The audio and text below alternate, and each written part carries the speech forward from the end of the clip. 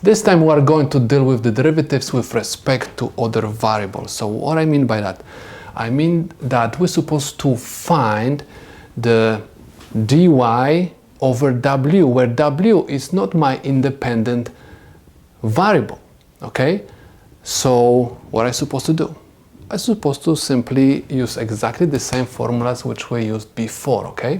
So if you want to find dy over w of this function, simply write that dy over dw is equal, I'm supposed to use again this formula.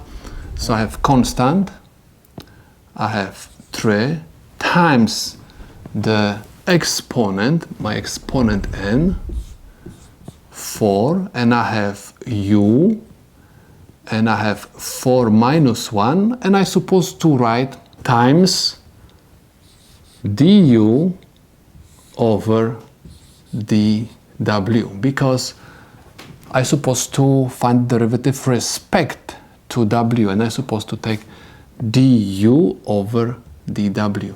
So dy over dw is equal, 3 times 4 is 12, u, and I have to the 3rd power du over dw, and this is the solution to my problem.